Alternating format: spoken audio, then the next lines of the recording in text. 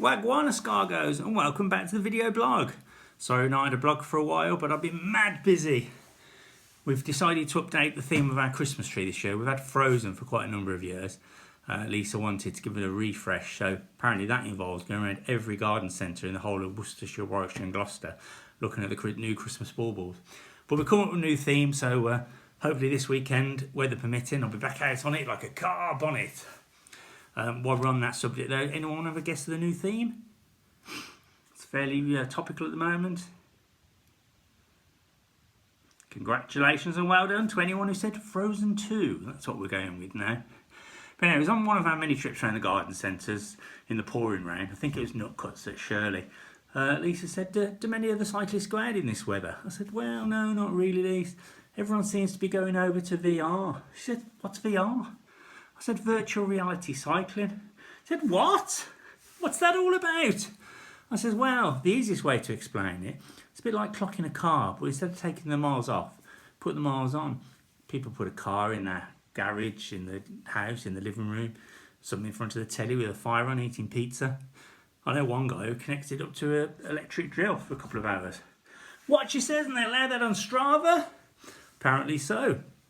Well, I'd have thought you'd have been into that, she says. You're always fiddling your miles. I said, what are you on about? She says, well, when you get me to come to Broadway and we have to drive back at 15 miles an hour, you won't switch your Garmin off till we get home. I said, Lise, keep that to yourself. If that gets out, I'll be ostracised from the cycling community. They'll never speak to me again.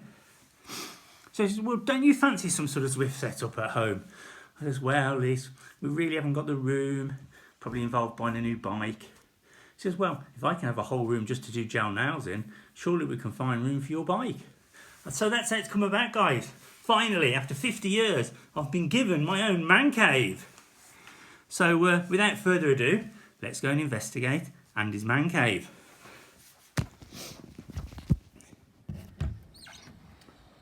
So there you have it, guys. Yeah, most of you recognise straight away, yes, that's the Nintendo Cyberbike. Mark II version. The buttons are there to help you collect the power-ups and all important boosts. The more technically minded, you'll see I'm running a 2.3 inch iPhone 7 as my monitor. That's quite good. And that's your basic setup, done fairly cheaply.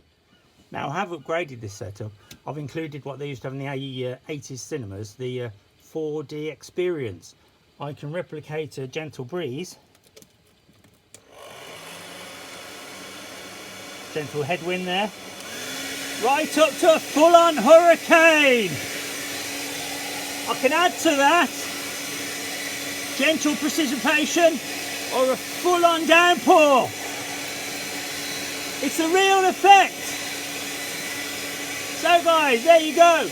You don't have to spend a fortune on a Zwift setup. Oh, sorry. You don't have to spend a fortune on a Zwift setup. Quite easily can do your own DIY one. Hope you've enjoyed this blog. Hopefully I'll get another blog out there before Christmas. And don't forget, whether you're in the VR world or the real world, don't forget to throw out the E's.